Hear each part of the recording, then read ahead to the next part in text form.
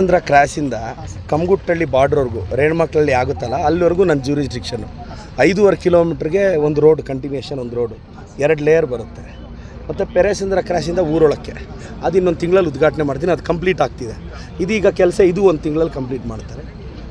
ಈ 2 ರಸ್ತೆಗೆ 10 ಕೋಟಿ. ಈಗ ಪರೇಸಂದ್ರದಲ್ಲಿ ಕೆಲವು ರಸ್ತೆಗಳೆಲ್ಲ ಬೇಕು ಅಂದರೂ ಮನೆ ಭೇಟಿ ಕೊಟ್ಟಿದ್ದೀನಿ. ಅವ್ರಿಗೆ ಏನೇನು ಬೇಕೋ ಅದೆಲ್ಲ ಸಾಲ್ವ್ ಮಾಡಿ, ನಮ್ಮೂರು, ನಾವು ಹುಟ್ಟು ಬೆಳೆದಿರೋರು, ಪ್ರೀತಿ ಸ್ವಲ್ಪ ಜಾಸ್ತಿ ಇದ್ದೇ ಇರುತ್ತೆ, ಅದನ್ನೆಲ್ಲರೂ ಒಪ್ಪಲೇಬೇಕು.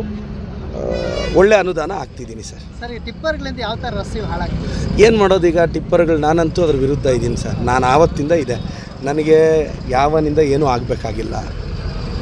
ನಾನು ತುಂಬ ಕ್ಲಿಯರಾಗಿದ್ದೀನಿ. ಈಗ ನೀವು ನೋಡ್ತಾ ಇದ್ದೀರಾ, ಪ್ರಾಮಾಣಿಕವಾದ ತಹಸೀಲ್ದಾರ್ನ, ಪ್ರಾಮಾಣಿಕವಾದ ಸಬ್ ರಿಜಿಸ್ಟ್ರಾರ್ನ ತಂದಿದ್ದೀನಿ. ನೀವೆಲ್ಲ ಅದನ್ನು ವಿಟ್ನೆಸ್ ಮಾಡ್ತಿದ್ದೀರಾ. ಈ ಟಿಪ್ಪರ್ಗಳ ಹಾವಳಿನ ತಪ್ಪಿಸ್ಬೇಕು ಅಂತ. ಇದಕ್ಕೆ ನನಗೆ ಅಷ್ಟು ಶಕ್ತಿ ಇಲ್ಲ, ನಾನು ಒಬ್ಬನೇ ತೊಗೊಳ್ಳೋವಂಥ ತೀರ್ಮಾನ ಅಲ್ಲ, ನಾನೊಬ್ಬ MLA.